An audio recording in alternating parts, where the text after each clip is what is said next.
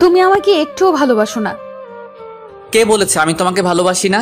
আমি আমার কিউট বউতালে এতগুলা ভালোবাসি। কই, তুমি তো শুধু মুখেই বলো। আচ্ছা ঠিক আছে, এখন আমি আমার বউটাকে এতগুলা ভালোবাসা দিব বলেই ওর কাছে যেতে থাকলাম।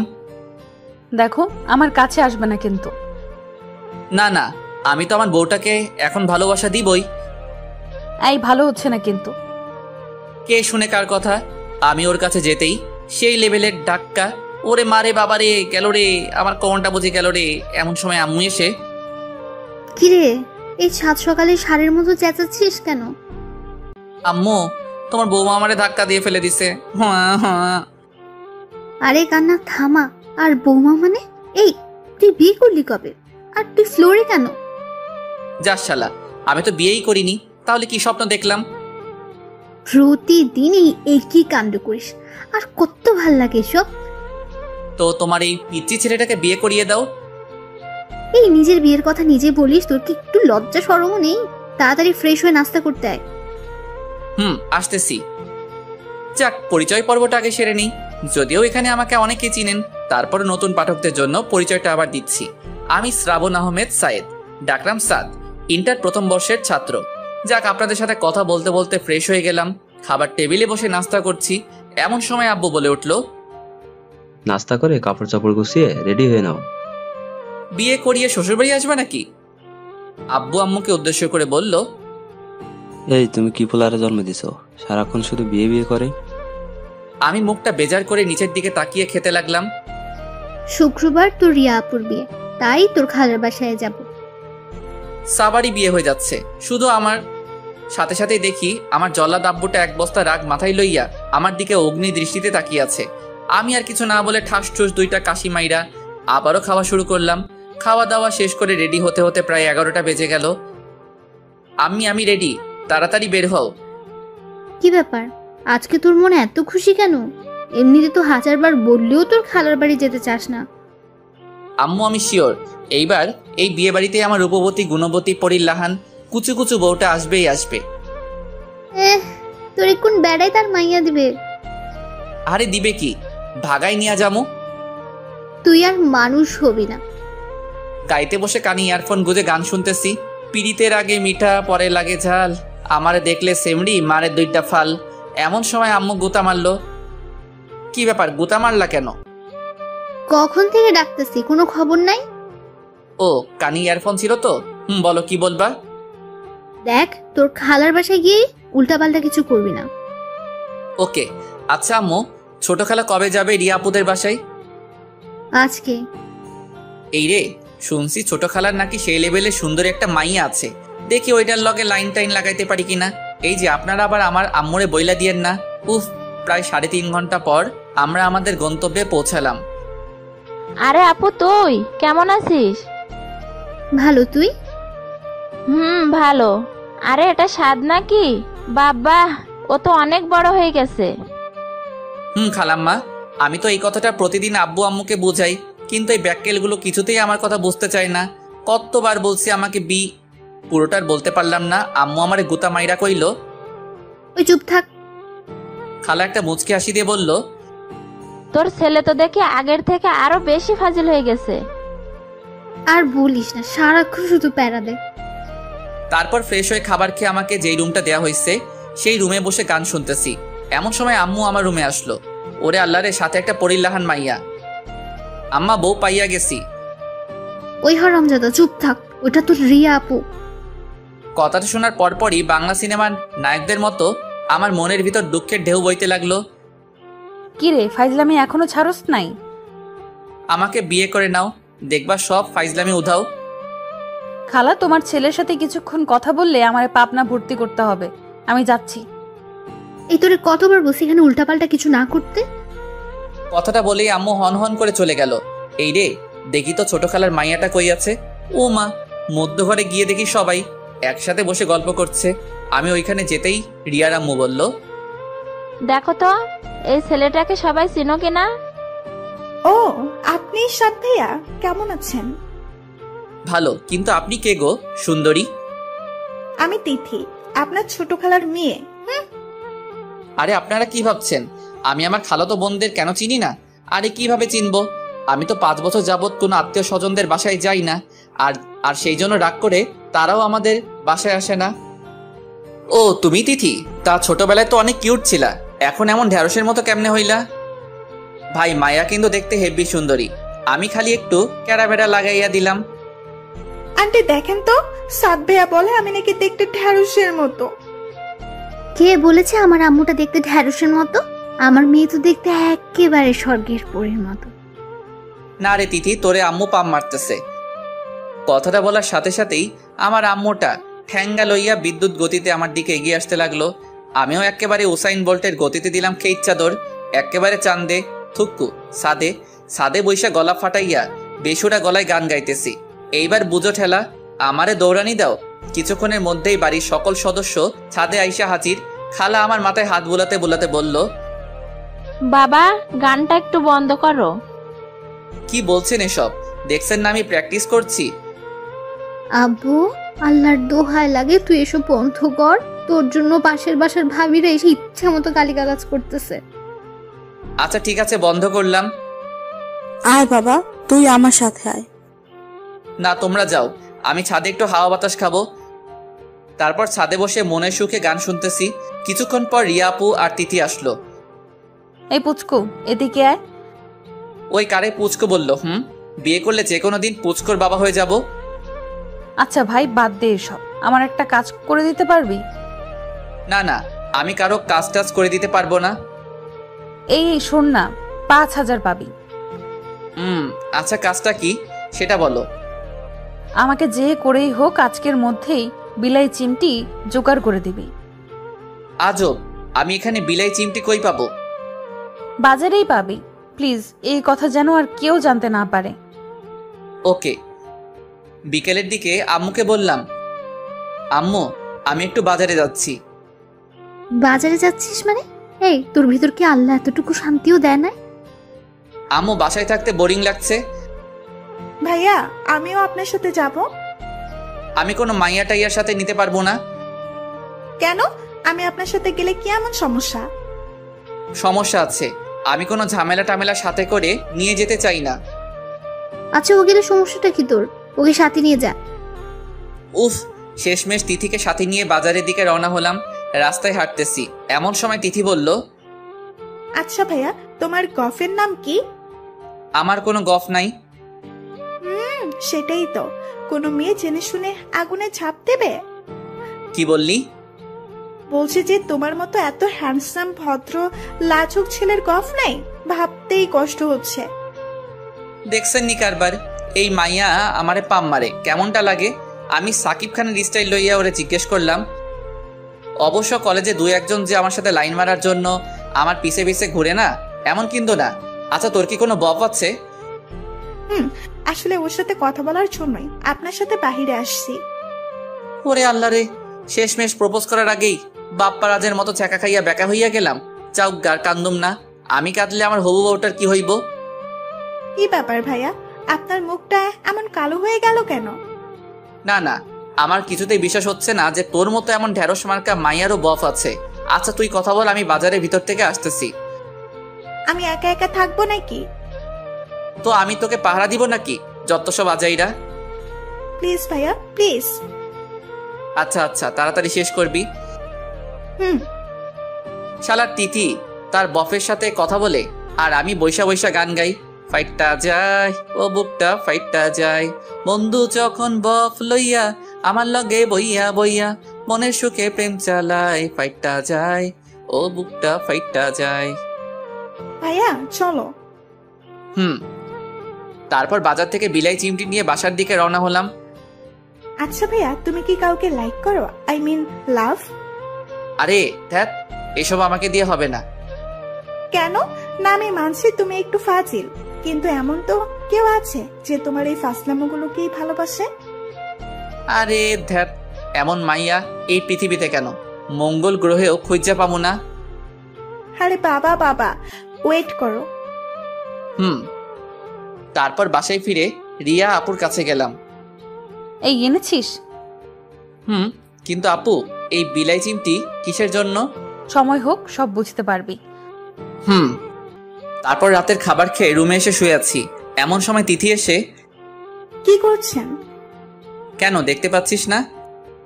সবসময় এত রেগে থাকো কেন? একটু ভালোভাবেও তো কথা বলতে পারেন।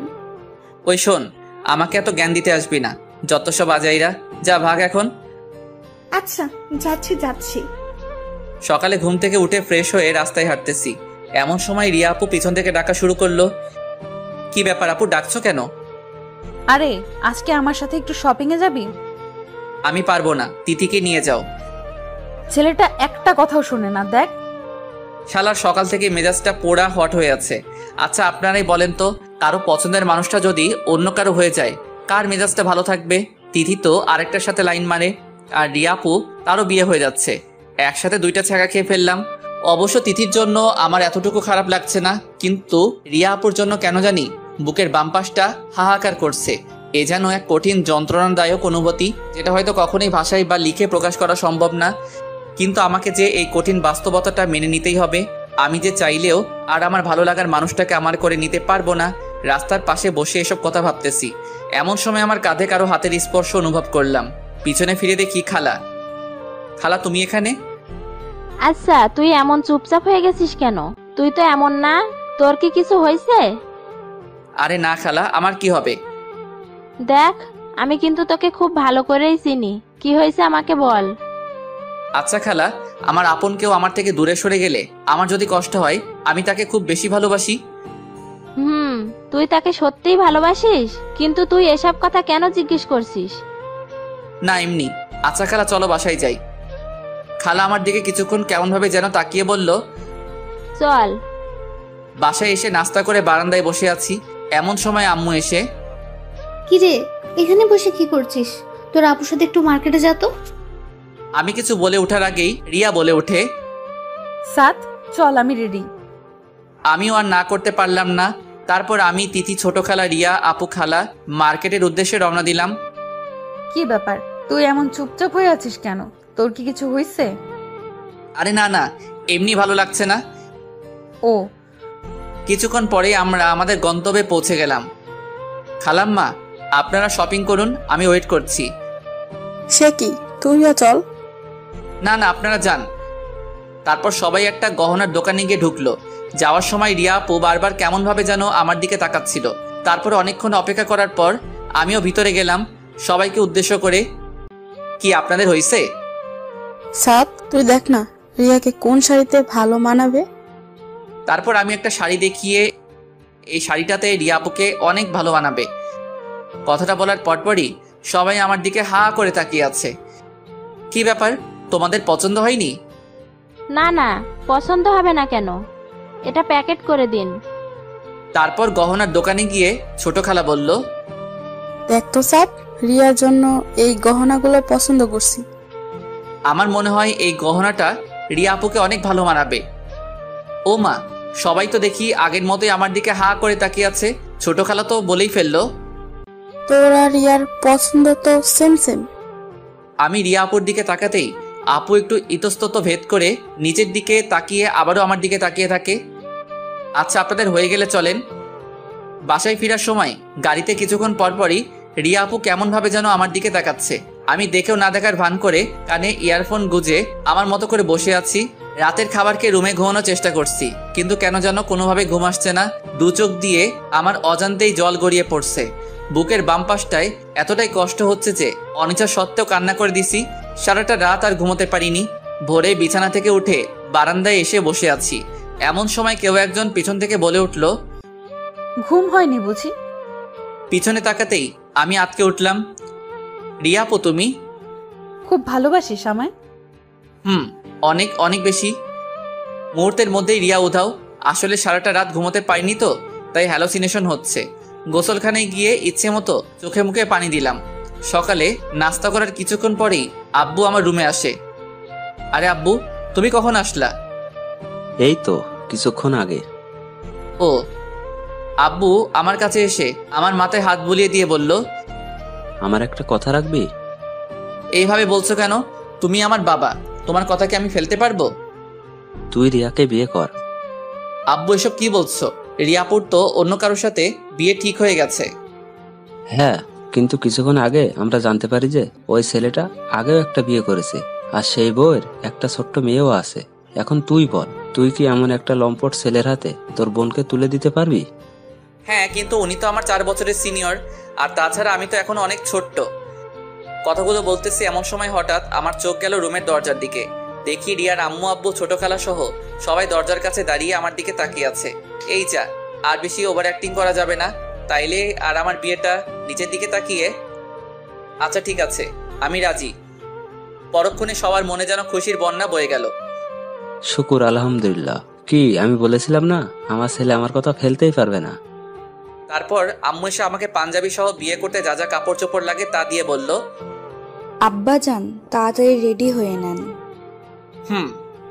তারপর আম্মু চলে গেল, আর আমি রুমের দরজা লাগিয়ে হেই লুঙ্গি ড্যান্স লুঙ্গি ড্যান্স লুঙ্গি ড্যান্স লুঙ্গি ড্যান্স। ওই মিয়ারা, আপনারা হাসেন কেন? আরে আপনারাও নাচেন আর আমি যাই রেডি হইয়া বিয়াটা কইরা লাই। অবশেষে অনেক অনেক ন্যাকামি ও অনেক কাহিনীর পর বিয়াটা সম্পূর্ণ হইল, আর আমিও বউ লইয়া বাড়ির উদ্দেশ্যে ভাগা দিলাম। বাড়িতে পৌঁছাতে রিয়াকে নিয়ে সবাই ব্যস্ত হয়ে গেল। শালার আমার যেন কোনো দামই নাই। অবশেষে এক বদনা দুঃখে মনে লইয়া উসাইন বোল্টের গতিতে একেবারে ছাদে, কিছুক্ষণ পরে ছাদে কয়েকটা পোলাপাইন আসার আভাস পাইলাম। এইরে আমি শেষ। এই হারামিগুলো কেমনে খবর পাইলো? কি রে নিমুখারাম, বিয়ে করে ফেললি? একবার জানানোর প্রয়োজনটা মনে করলি না? তো তোদের কে খবর দিছে? আন্টি। আরে বেটা, খবর দিবে কেন? ও তো এখন বউ পেয়ে গেছে, এখন কি আর আমাদের প্রয়োজন আছে? আব্বে হালা থামবি তোরা? আমি দুঃখের ঠেলায় বাসি না, আর তোরা মজা লস। ওই মজা লই মানে? হারামি কোথাকার, একা একা বিয়ে করে ফেলেছিস? আমি কি করব? আম্মু আব্বু জোর করে করাই দিছে। আচ্ছা ওসব বাদ, আমাদের ট্রিটটা দিয়ে দে, আমরা তোকে নিজ দায়িত্বে বাসর ঘরে ঢুকিয়ে দিচ্ছি। ট্রিট মানে কিসের ট্রিট? ওমা কি বলে? আমরা এত কষ্ট করে ওর বাসর ঘর সাজালাম, আর এখন বলে কিসের ট্রিট? এই যা, তোরা ছাড়া আমার কে আছে বল? আমার কোনো প্রয়োজনে তো তোরাই এগিয়ে আসবি, তাই না? দেখ, এখন আরো এসব পামটাম মেরে কাজ হবে না, তাড়াতাড়ি ওইটা বের কর। উফ, অবশেষে অনেক পামটাম মাইডাও কোনো লাভ হলো না। পকেট আমার ফাঁকা করে তবেই ছাড়লো। প্রায় 12টার দিকে হারামিগুলো আমাকে এক প্রকার জোর করেই বাসর ঘরের সামনে নিয়ে গেল। এই যে মিস্টার, যেভাবেই হোক বিড়ালটা কিন্তু মায়েরেন। তারপর হারামিগুলো আমাকে ধাক্কা দিয়ে বাসর ঘরে ঢুকিয়ে দিয়ে বাইরে থেকে দরজা লক করে দিল। উফ, কি মুসিবতে পড়লাম রে বাবা। 10 মিনিট ধরে দাঁড়িয়ে আছি, ওনার কোনো রেসপন্সই নাই। শালার আমারে সালামটা পর্যন্ত করলো না, মনে হয় টের পাই নাই। ঠাস ঠুস 2টা কাশি মারলাম, তাও লাভ হলো না। যাউগা, যা হবার হবে। আমি কিছুটা ভয়ে ভয়ে ওর কাছে গেলাম। ঘুমটা সরাতেই জোরে চিৎকার, মা গো বাবা গো বাঁচাও, ভূত ভূত। এমন সময় রিয়া আমার মুখ চেপে ধরে। ওই চিল্লাস কেন? ও তুমি? তা এমন ভাবে তাকাইছিলা কেন? তো কেমন ভাবে তাকাবো রে? ওই তুই আমাকে বিয়ে করলি কেন? বিয়ে করলাম কেন মানে?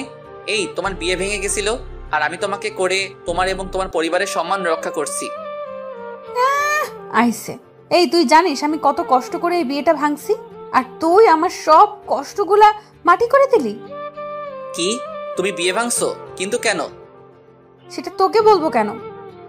আচ্ছা, যা হবার তা তো হয়ে গেছে, প্লিজ ওসব ভুলে যাও। কি হয়ে গেছে? এখনো কিচ্ছু হয় নাই, আর ভুলে যাব মানে? এই তো তুই কাছে আসছিস কেন? তো কি করব? দেখ, ভালো হচ্ছে না কিন্তু, তুই আমার কাছে আসবি না। আসলে কি করবা? এই ভালোই ভালোই বলতেছি, দেখ আমাকে ছুবি না। এই বিলাই চিমটি লাগিয়ে দিব কিন্তু। এক লাফে ওর থেকে দূরে সরে গিয়ে, এই না, আচ্ছা তুমি বাসর করে বিলাই চিমটি নিয়ে আসছো কেন? নিয়ে আসবো না তো কি করব? আমি তোকে খুব ভালো করেই জানি, তুই একটা ফাজিলের হাড্ডি। তোকে এমনিতে সোজা করা যাবে না, তাই মেডিসিন নিয়ে আসছি, বুঝলা বাবু? আচ্ছা ঠিক আছে, আমি তোমার কাছেও আসবো না, তোমাকে ছুবও না। প্লিজ ওটা ফেলে দাও, আমি ঘুমাবো। এই খাটে আসছিস কেন? যা নিচে গিয়ে ঘুমা। আমি নিচে ঘুমাতে পারি না। তাহলে বিলাই চিমটি মারি? প্লিজ না। আচ্ছা নিচেই ঘুমাচ্ছি। হাইরে কপাল, বাসরাতে মানুষ বউয়ের আদর খায়, আর আমি নিচে শুয়ে মশার কামড় খাচ্ছি। ভাবি গো, আমি তোমাদের কথাটা রাখতে পারি নাই, আমি বিড়ালটা মারতে পারি নাই গো। এই চুপ করবি নাকি বিলাই চিমটি মারবো? না না থাক। অবশেষে এক বস্তা দুঃখ মনে লইয়া মশার সাথে যুদ্ধ করতে করতে ঘুমিয়ে পড়লাম। সকালে রিয়ার ডাকে ঘুম ভাঙলো। আম্মু আর একটু ঘুমাতে দাও তো। ওই আমি তোর আম্মু হই? ও তো তুমি? তাড়াতাড়ি উঠে ফ্রেশ হয়ে নাও। যা শালা, তুই থেকে তুমি? এখন থেকে তোকে তুমি করেই বলবো। সত্যি আপু? এই আপু বললি কেন? তো কি বলবো বউ? না, নাম ধরে ডাকবা। কথাটা বলেই ও চলে যেতে লাগলো। আপু শুনো, থুক্কু, রিয়া। বলো। বলছি যে তার মানে তুমিও আমাকে সামথিং সামথিং? জি না, আমি আপনাকে কোনো দিনও না। আমি চাই না আমাদের মধ্যে যে দূরত্বতা সেটা অন্য কেউ জানুক। ধ্যাত, ভালো লাগে না। তোমার যা খুশি করো গিয়ে। ফ্রেশ হয়ে নাস্তা করতেছি। কিরে আজকে এত চুপচাপ? এখন থেকে চুপচাপই থাকবো।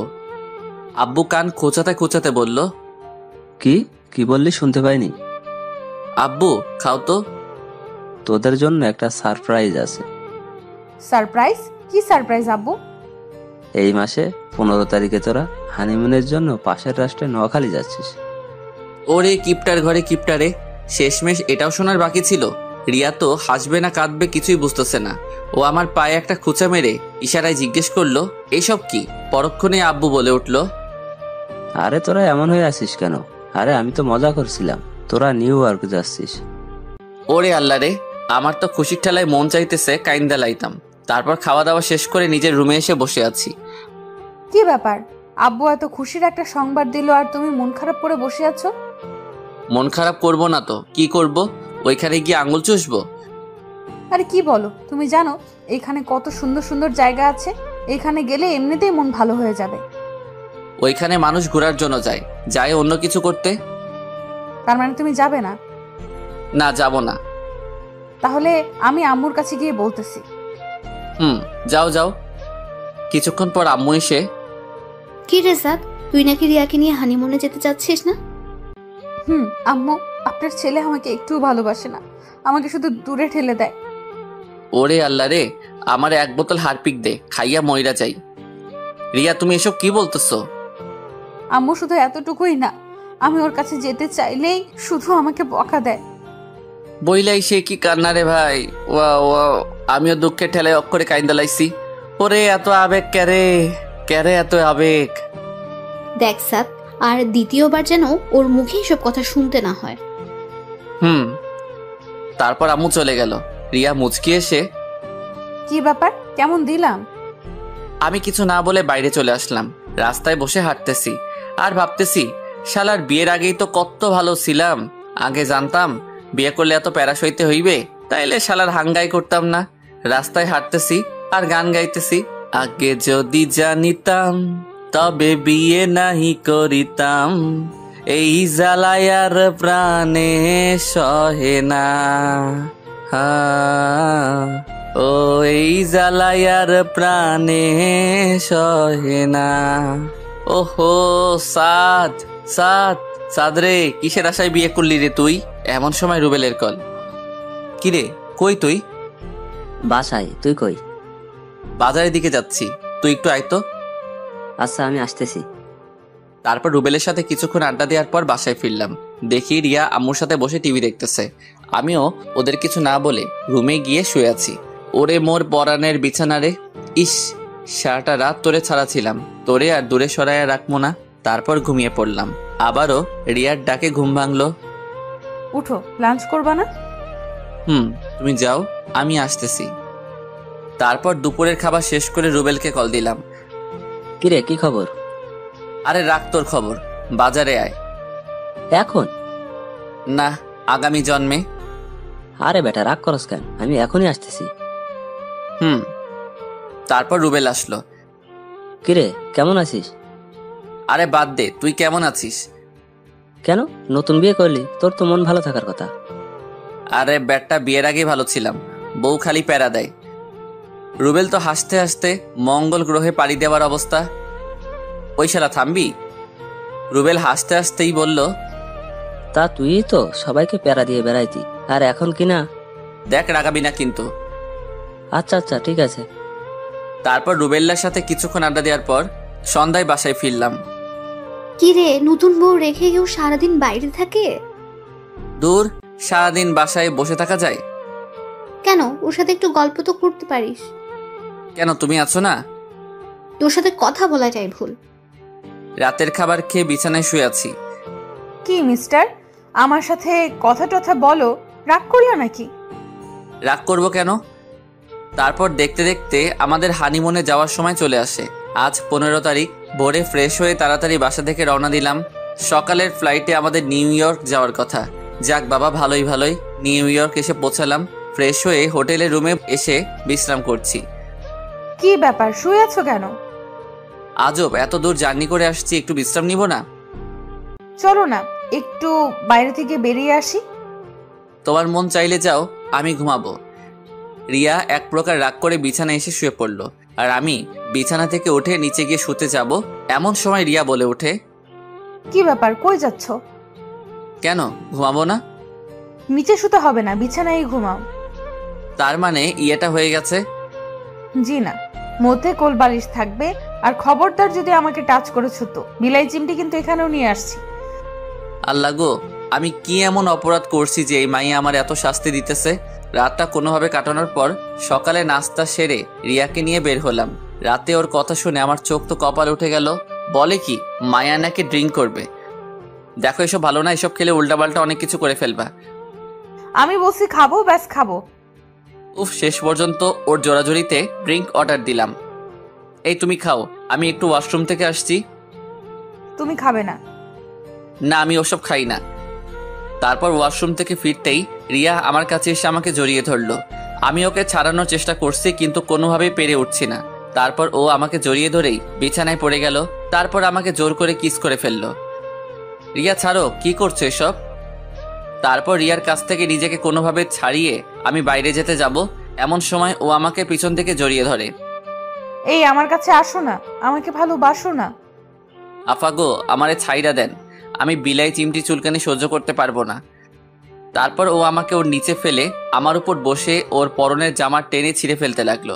আমি আর ঠিক থাকতে পারলাম না, ওকে ধাক্কা দিয়ে ফেলে দিয়ে দিলাম খেইত চাদর। দৌড়াতে দৌড়াতে এক মেয়ের সাথে ধাক্কা, চিৎ পটাং। সরি আপু। হেই বাঙালি। ইয়েস। ওহ, আমিও বাঙালি। তা আপনি এভাবে দৌড়াচ্ছেন কেন? আর বইলেন না, আমার বউটা ড্রিঙ্ক করছিল, এখন উল্টাপাল্টা করতেছে। আচ্ছা চলেন তো দেখি। তারপর ওনাকে নিয়ে রুমে এসে দেখি রিয়া ঘুমিয়ে পড়েছে। আরে, উনি তো ঘুমিয়ে পড়েছে। আচ্ছা আপু, আপনি কি ওর ড্রেসটা চেঞ্জ করে দিবেন? মেয়েটা একটু অবাক হয়ে বলল, আপনি ওনার হাজবেন্ড না? হ্যাঁ, মানে আমি তো মেয়েদের ড্রেস পরাতে পারি না। ওহ আচ্ছা, ঠিক আছে, আমি চেঞ্জ করে দিচ্ছি। তারপর আমি বাইরে এসে অপেক্ষা করতে থাকলাম। হয়ে গেছে। থ্যাঙ্কস। আরে, এতে থ্যাঙ্কস দেওয়ার কি আছে? আমরা এই সামনের রুমটাতে উঠেছি। ভাবিকে কালকে আমাদের সাথে পরিচয় করিয়ে দেবেন, অনেক খুশি হব। অবশ্যই। তারপর আমি রুমে গিয়ে নিচে বিছানা করে ঘুমিয়ে পড়লাম। সকালে ঘুম ভেঙে দেখি রিয়া এখনো ঘুমাচ্ছে। আসলে ঘুমন্ত অবস্থায় রিয়াকে একটু বেশি মায়াবী লাগে, যেন এক ভিনদেশি পড়ি। খুব ইচ্ছে করছে ওকে একটু ছুঁয়ে দিতে। আরে না, পরে আবার টের পেয়ে গেলে কি না কি ভাববে। আরে না, শুধু একটু ছুঁয়েই তো দেখবো, টের পাবে না। তারপর যেই ওকে ছুঁতে যাব ঠিক তখনই ওর ঘুমটা ভেঙে যায়। তুমি? বিছানা ছেড়ে উঠে বসে বলল, ছি ছি স্যার, তুই এত বাজে, ছি তুই। এসব বলতেছে ঠিক তখনই ও খেয়াল করে দেখে যে ওর ড্রেস চেঞ্জ করা, আর সাথে সাথেই ঠাস। আমি গালে হাত দিয়ে ওর দিকে বোকার মতো তাকিয়ে আছি। তুই এটা করতে পারলি? তুই এত খারাপ, আমি স্বপ্নেও ভাবি নাই তুই এমন খারাপ কাজ একটা করতে পারবি। রিয়া, বিলিভ করো আমি তোমার কোনো ধরনের ক্ষতি করিনি। তারপর রিয়া আমার গালে আরেকটা থাপ্পড় মারলো। তোকে আমার চেনা হয়ে গেছে। আমি ভেবেছিলাম তুই ফাজিল হলেও তোর মনটা অনেক ভালো, কিন্তু তুই এটা কেন করলি? আমি আর কিছু না বলে রুম থেকে বেরোতে যাব, এমন সময় রাতে যে বাঙালি আপুটা আমায় হেল্প করছিলেন উনি, আরে আপনি কোথাও যাচ্ছেন নাকি? আমরা আরো ভাবলাম আপনার স্ত্রীর সাথে পরিচিত হব। না মানে কোথাও যাচ্ছি না, আসেন আপনারা ভিতরে আসেন। উনি হচ্ছেন আমার হাজবেন্ড। হাই, আমি ইমন। হাই, আমি সাদ। রুমের ভিতরে যেতেই রিয়া আমার দিকে তাকিয়ে ইশারায় কিছু একটা বলতে চাইল। রিয়া, ওনারা আমাদের সামনের রুমটাতেই উঠেছে, আর ওনারাও বাঙালি। রিয়া মুখে একটু হাসি ফুটিয়ে বলল, আপনারা বসুন না। তারপর ওনাদেরকে রিয়ার সাথে পরিচয় করিয়ে দিলাম। আদিত্যা, তাহলে তুমি আর রিয়া আপু গল্প করো, আমি আর সাদ একটু বাইরে থেকে ঘুরে আসি। ওকে। তারপর আমি আর ইমন দুজনে হাঁটতেছি। আচ্ছা, আপনি যদি কিছু মনে না করেন একটা কথা জিজ্ঞেস করব? আরে এতে কিছু মনে করার কি আছে বলেন। না মানে, আপনারা রিয়া আপুর মধ্যে কি কিছু হয়েছে? আরে না না, তেমন কিছু না। ও। অন্যদিকে আদ্রিতা ও রিয়ার মধ্যে যে কথাবার্তা চলছে। আচ্ছা রিয়া, সাদ ভাই কি তোমাকে পছন্দ করে না? আরে পছন্দ করবে না কেন? না মানে রাতে যা ঘটেছে তা দেখে আমার মনে হচ্ছে সাদ ভাইয়ের সাথে আপনার তেমন ভালো সম্পর্ক নাই। রিয়া কিছুটা অবাক হয়ে বলল, রাতে কি ঘটেছিল? তারপর আদ্রিতা রাতের সব ঘটনা খুলে বলল। তার মানে রাতে আপনি আমার ড্রেস চেঞ্জ করেছেন? আচ্ছা আপু, ড্রিঙ্কস করলে মানুষ কেমন ধরনের উল্টাপাল্টা কাজ করে? কেন, তুমি জানো না? না মানে আমি তো ওসব সম্পর্কে জানি না। ড্রিঙ্ক করলে মানুষ তার কাছে থাকা মানুষটা ভালোবাসা পেতে চায়, আর তা সে না পেলে জোর করতে থাকে। কি আপনি মজা করছেন না তো? না, আমি মজা করছি না। তার মানে আমিও সাদকে রাতে এসবের জন্য জোর করেছি, কিন্তু ও আমার সাথে এসব করে নাই, আর আমি কি না আবার ওকে সকালে? না না, আমি এটা কি করলাম? এমন সময় আদ্রিতা বলে ওঠে, রিয়া কি ভাবছো? না কিছু না। তারপর আমি আর ইমন হোটেলে ফিরলাম। তা আপনাদের গল্প করা শেষ হয়েছে? রিয়া বাই, আর বিকেলে কিন্তু আমরা সবাই একসাথে ঘুরতে যাব, কেমন? ওকে। তারপর ওরা চলে গেল। চলো খাবে। রিয়া কিছুক্ষণ চুপ থেকে বলল, সরি। সরি কেন? বিশ্বাস করো, আমি সত্যি জানতাম না ড্রিঙ্কস করলে এমন হয়। আদ্রিতা আপু আমাকে সব বলেছে। আচ্ছা ঠিক আছে, বাদ দাও এসব, চলো নাস্তা করব। রিয়া অসহায়ের মতো বলল। তারপর নাস্তা করে রিয়াকে নিয়ে একটু বাইরে থেকে বেরিয়ে এসে রুমে ব্যাক করলাম। তা কেমন লাগলো আজ? সত্যি বলতে আজ আমি আমার লাইফে সব থেকে বেশি এনজয় করেছি। তারপর দেখতে দেখতে আমাদের বাড়ি ফেরার সময় হয়ে গেল। আজ রাতে আমাদের ফ্লাইট। মৈমন আর আদ্রিতার কাছ থেকে বিদায় নিয়ে আমরা এয়ারপোর্টের উদ্দেশ্যে রওনা হলাম। পরের দিন সকালে আমরা আমাদের গন্তব্যে পৌঁছালাম। বাসায় ফিরে ফ্রেশ হয়েই রুবেলকে কল করলাম। কিরে হারামি, কি খবর? তুই দেশে আসবি, আমাকে জানাবি না? সরি রে দোস্ত, আচ্ছা বিকেলে আড্ডাখানায় আসতেছি। আচ্ছা। তারপর বিকেলে আড্ডাখানায় যেতেই, কিরে তুই সাদ না? না, মঙ্গল গ্রহের এলিয়েন। আরে বেটা, রাগ করস কেন? তোরে ছাড়া কি আমাদের আড্ডা জমে? তুই বল। হইছে আর পাম মারতে হবে না, আমারে ছাড়া তো ভালোই ছিলি। তারপর ওদের সাথে কিছুক্ষণ আড্ডা দেওয়ার পর রাতে বাসায় ফিরলাম। রাতের খাবার খেয়ে নিচে বিছানায় করে শুয়ে আসি। কি ব্যাপার, নিচে শুয়ে আছো কেন? তো কি করব? উপরেই ঘুমাও, আমি তোমাকে বিশ্বাস করি। আমি এখানেই ঠিক আছি, এত করুণা দেখাতে হবে না। রিয়া মনটা খারাপ করে বিছানায় গিয়ে শুয়ে পড়ল। সকালে ঘুম থেকে উঠে ফ্রেশ হয়ে নাস্তা করে কলেজে চলে গেলাম। কলেজ শেষ করে বাসায় ফেরার জন্য গাড়িতে উঠতে যাব, ঠিক এমন সময় রুবেল বলে ওঠে, একটু এদিকে তাকা। আরে কি হইছে? আমি পিছনে তাকাতেই থমকে গেলাম। আমার পুরো শরীর দিয়ে ঠান্ডা স্রোত বয়ে গেল। রিয়া রিকশায় বসে একটা ছেলের হাত ধরে তার কাঁধের উপর মাথা রেখে হেসে হেসে কথা বলছে। রুবেল অনেকটা রেগে গিয়ে বলল, চল, আজকে ওই শালার সেই দিন, শালারে মেরে হাড়গোড় ভেঙে দিব। না থাক, এখানে পাবলিসিটির মধ্যে কিছু করলে আমাদেরই মান সম্মান যাবে। চলো এদেরকে ফলো করি, দেখি ওরা কোথায় যায়, কি করে। তারপর ওদেরকে ফলো করতে করতে দেখি ওরা আমাদের বাসার সামনে রাস্তায় এসে ওই ছেলেটা রিক্সা থেকে নেমে রিয়াকে আমাদের বাসায় পাঠিয়ে দিয়ে ও একটা অন্য গাড়ি ধরে অন্য একটা রাস্তায় রওনা দিল। আমরা ওর পিছন পিছন যেতে যেতে দেখি কিছু দূর যাওয়ার পর ও একটা বাড়ির ভিতরে ঢুকে পড়ে। রুবেল, এই এলাকায় তোর কোনো পরিচিত লোক আছে যে আমাদের এই ছেলেটার সম্পর্কে সকল ডিটেলস দিতে পারবে? আমার এক দূর সম্পর্কের মামাতো ভাই আছে, দাঁড়া ওকে কল দিচ্ছি। তারপর রুবেলের ভাইয়ের সাথে কথা বলে যতটুকু জানতে পারলাম, ওই ছেলেটার নাম সোহান। পড়াশোনা শেষ করে এখন ওর বাবার ব্যবসা দেখাশোনা করছে। রুবেল, এখন আমাদের সোহানের সম্পর্কে সবকিছু জানতে হবে। ও প্রতিদিন কোথায় কোথায় যায়, কি করে, সবকিছু। কিন্তু এসব জেনে আমরা কি করব? দেখো, আমাদের যদি মনে হয় যে ভালো ছেলে, ও রিয়ার যোগ্য, তাহলে আমি নিজে রিয়াকে ওর হাতে তুলে দিব। পাগল হয়ে গেছিস নাকি? কি বলছিস এসব? হ্যাঁ ঠিকই বলছি। তাহলে তোর কি হবে? আমি যতটুকু জানি তুইও তো রিয়াকে ভালোবাসিস। হ্যাঁ ভালোবাসি বলেই তো আমি ওর কষ্টটা সইতে পারবো না। ও যার কাছে ভালো থাকতে পারে আমি তার হাতেই ওকে তুলে দিব। দেখ সাদ, আমি তোর সাথে একমত না। দেখ, তোর ফ্যামিলির কেউ এটা মেনে নিবে না। আমার ফ্যামিলিকে ম্যানেজ করার দায়িত্ব আমার। তাহলে তুই যা ভালো মনে করিস তাই কর, আমার কথা তো আর শুনবি না। প্লিজ দোস্ত, রাগ করিস না, তুই ছাড়া আমার আর কে আছে বল। আচ্ছা ঠিক আছে, আমি দেখতেছি। তারপর বাসায় যেতেই আম্মু, কি রে এত দেরি করলি কেন? আম্মু একটা ফ্রেন্ডের বাসায় গেছিলাম তাই দেরি হয়ে গেছে। ও আচ্ছা, ফ্রেশ হয়ে তাড়াতাড়ি খেতে আয়। রিয়া সে কখন থেকে তোর জন্য না খেয়ে বসে আছে। আচ্ছা তুমি যাও, আমি ফ্রেশ হয়ে আসতেছি। তারপর খাবার শেষ করে রুমে এসে শুয়ে আছি। এমন সময় রিয়া এসে, কি মিস্টার, কোন ফ্রেন্ডের বাসায় গিয়েছিলেন? কি ব্যাপার, কিছু বলছো না কেন? রিয়া আমার কাছে এসে আমার কপালে হাত দিয়ে, কি ব্যাপার, তোমার শরীর খারাপ? আমি এক ঝটকায় ওর হাতটা আমার কপাল থেকে সরিয়ে নিয়ে, এই তুমি আমাকে টাচ করছো কেন? কি ব্যাপার, তুমি এমন বিহেভ করতেছো কেন? এমনি, এই তুমিটাকে আমার আর সহ্য হয় না। আর তোমার এই নোংরা হাতে আমাকে আর কখনো টাচ করবা না। রিয়া নিশ্চুপ হয়ে শুধু আমার দিকে তাকিয়ে আছে। আমিও ওকে আর কিছু না বলে বাসা থেকে বেরিয়ে আড্ডাখানায় চলে আসলাম। তারপর ফ্রেন্ডদের সাথে আড্ডা দিয়ে রাতে বাসায় ফিরলাম। কি রে এত রাত করলি কেন? একটু কাজ ছিল। আচ্ছা ফ্রেশ হয়ে খেতে আয়, রিয়া তোর জন্য অপেক্ষা করছে। আম্মু আমি খাবো না, বাইরে থেকে খেয়ে আসছি। বাইরে থেকে খেয়ে আসছিস মানে? মেয়েটা তোর জন্য সে কখন থেকে না খেয়ে বসে আছে, আর তুই? উফ আম্মু, এত কথা বইলো না তো। আর তাকে বলো এত ঢং করতে হবে না। আমার জন্য অপেক্ষা না করে নিজে খেয়ে নিতে। এই তোর কি হয়েছে? তুই তো এমন ভাবে কথা বলিস না। কিচ্ছু হয়নি, আর আমাকে আর বিরক্ত কইরো না।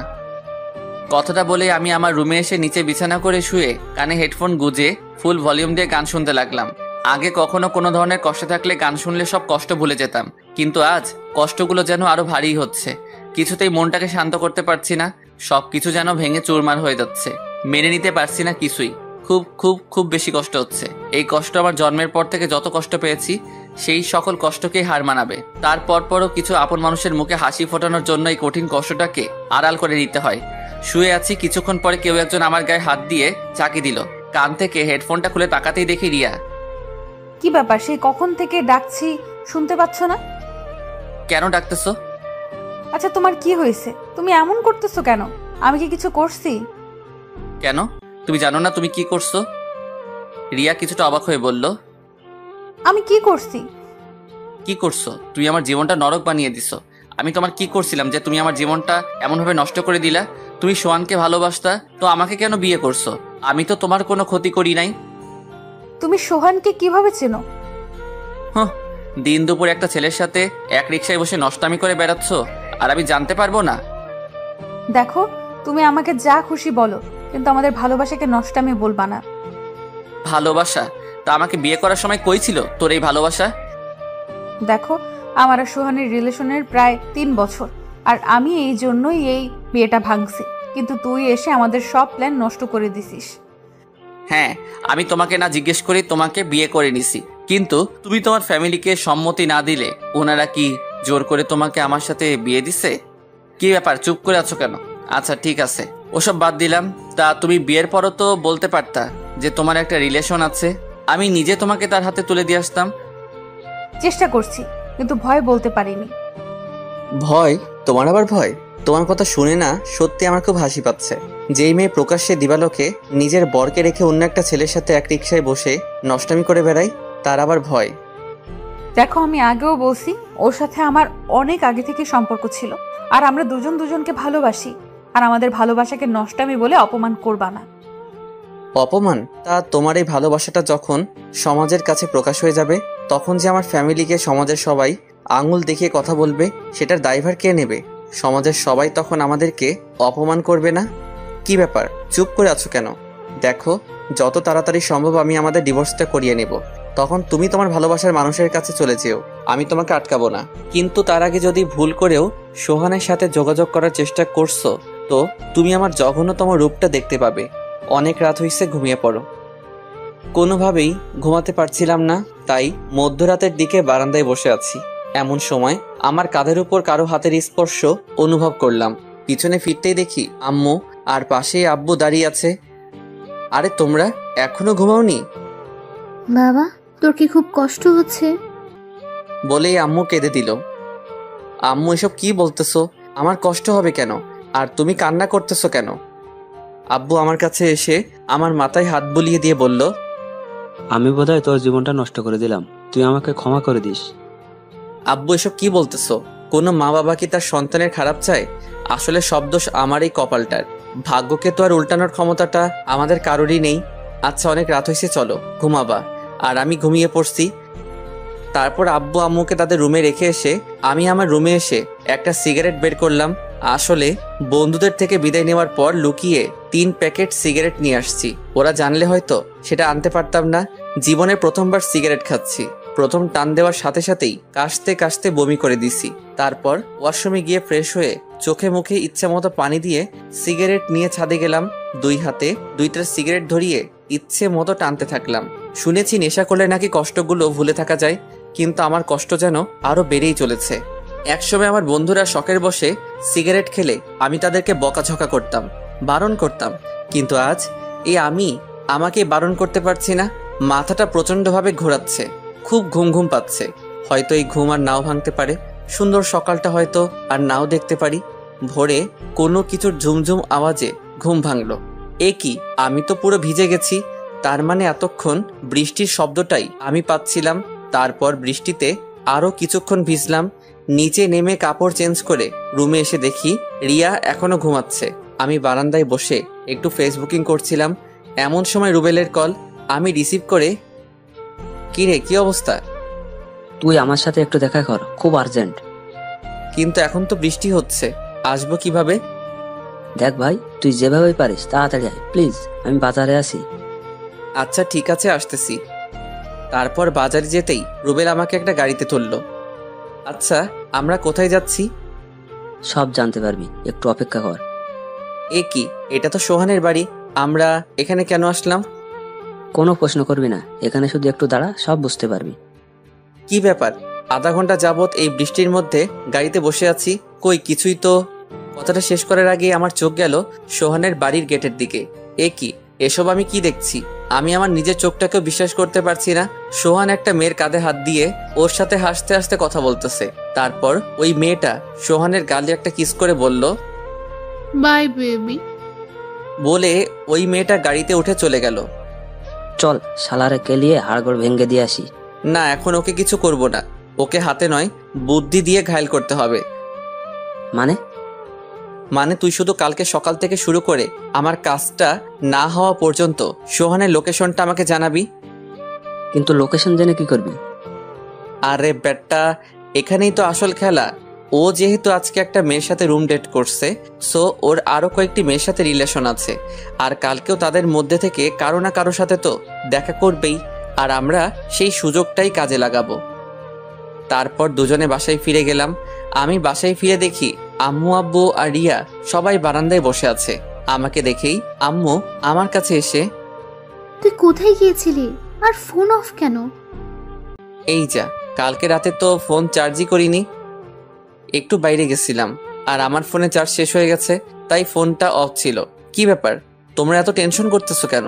আমি কি এখনো ছোট খোকা যে হারিয়ে যাব? আচ্ছা, ফ্রেশ হয়ে খেতে আয়। তোমরা যাও, আমি আসছি। তারপর সবাই একসাথে বসে নাস্তা করলাম। নাস্তা শেষ করে রুমে এসে রিয়াকে বললাম, রিয়া কালকে ঘুরতে যাবা? রিয়া একটু আশ্চর্য হয়ে বলল, তুমি ঠিক আছো তো? কেন, আমাকে দেখে কি অন্য কিছু মনে হচ্ছে নাকি? না, ঠিক তা না। ওকে, তাহলে কালকে সকালেই আমরা বের হব, তুমি রেডি হয়ে থেকো। রিয়া মাথা নেড়ে হ্যাঁ সম্মতি জানালো। পরের দিন আমাদের প্ল্যান মতো আমরা সকালে বের হয়ে গেলাম। রিয়াকে নিয়ে গাড়িতে উঠলাম। রিয়া একটু বিরক্ত হয়ে বলল, কি ব্যাপার, ঘুরতে বের হয়েছো তো ফোনে বারবার কি দেখতেছো? কে মেসেজ করে দেখি? বলেই ফোনটা আমার হাত থেকে ছিনিয়ে নিতে চাইলো, কিন্তু আমি হাত সরিয়ে ফেলাই ও আর ফোনটা নিতে পারলো না। কি ব্যাপার, কার সাথে কথা বলো যে আমাকে দেখাচ্ছ না? তুমি তো আমাকে ছেড়ে চলেই যাচ্ছ, তো আমি কি সারা জীবন সিঙ্গেলই থাকবো নাকি? রিয়া মুখে একটা ভেঙচি কেটে বলল, তোমাকে কি কেউ বলছে নাকি সিঙ্গেল থাকতে? সেই জন্যই তো একটা জিএফ জোগাড় করলাম, একটু পার্ট লইলাম। আসলে রুবেল মেসেজ করতেছে সোহাইনার লোকেশনটা জানানোর জন্য। আপনারা আবার ওই মাইয়ারে কইয়া দিয়েন না। তোমার আবার জিএফ? 2-1 দিন পর দেখবা ওই মেয়ে নিজে থেকেই ভেগে গেছে তুমি যেই লেভেলের ফাজিল। এই দেখো, রাগাবে না কিন্তু। আর আমার জিএফ ভাগা দিবে না। তাকে এত এত ভালোবাসা দিব যে তুমি আমার 10 হাত দূরে থেকেও সেই ভালোবাসার আভাস পাবা। আর তুমি জ্বলবা, পুড়বা আর আফসোস করবা, আহারে আমি কারে হারাইলাম। আমার ঠেকছে তোমার ভালোবাসা পাওয়ার জন্য। আমার সোহান আমাকে অনেক লাভ করে। আর একটু পরেই তা টের পাইবা। কি ব্যাপার এমন আস্তে আস্তে কি বলতেছো? কই কিছু না তো। তারপর প্রায় বেলা 12টার দিকে রুবেল আমাকে কল দেয়। ড্রাইভার, গাড়িটা একটু থামান। কি ব্যাপার এখানে গাড়ি থামালে কেন? তোমার সতীন কল করছে গো, একটু কথা বলে আসি। ও মা, মাইয়া শুধু রাগে ফুলতেছে। আমি গাড়ি থেকে একটু দূরত্বে এসে কলটা রিসিভ করলাম। বলো কি খবর? দোস্ত, তোর ধারণাটাই একেবারে রাইট। শালা সত্যি সত্যি একটা মেয়ে নিয়ে পার্কে ঢুকছে। তোকে লোকেশনটা সেন্ড করে দিছি, দেখে নে। আর আমরা ফুলাপাইন নিয়ে রেডি থাকতেছি। তুই শুধু একটা কল দিবি, ব্যাস কাহিনী খতম। থ্যাঙ্কস দোস্ত, তোরা না থাকলে হয়তো। হয়েছে। আর সহানুভূতি প্রদর্শন করতে হবে না। তুই তাড়াতাড়ি তোর মিশনটা কমপ্লিট কর। তারপর রুবেলের দেওয়া লোকেশন অনুযায়ী রওনা দিলাম। কিছুক্ষণ পরেই আমরা আমাদের গন্তব্যে পৌঁছালাম। এই এখানে কাপলরা আসে, আমরা এখানে কি করব? কি করব মানে ঘুরবো, দেখবো। তারপর রিয়াকে নিয়ে যেই পার্কের ভিতরে ঢুকলাম। এই সাত, এটা সোহান না? কোন সোহান? কোন সোহান মানে? এটা আমার বিএফ। তোমার বিএফ তো কি হয়েছে? তো তোমার বিএফ তো ওই মাইয়ার লগে কি করে? আরে না, এটা সোহান না। এটাই সোহান। তারপর রিয়া একেবারে সোহানের কাছে গিয়ে ওর কলার ধরে, ওই সোহাইন না, তুই আমার সাথে 3 বছর টাঙ্কি মাইরে এখন পার্কে এসে অন্য মায়ের সাথে রং করছস? তুমি? হ্যাঁ আমি। তারপর সোহাইনার লগের মাইয়াডারে কইল, ওই সেমরি, তুই আর ছেলে পাইলি না? এই লম্পটটার সাথে তুইও? আপু আমি জানতামই না ও এমন। তো এখন তো জানোস কেলা সালারে। তারপর 2 পাবলিক মিল্লা সোহাইনারে ইচ্ছা মতো কেলাইতেছে আর আমি রাজার হালে বৈশা চুইংগাম চাবাইতেছি।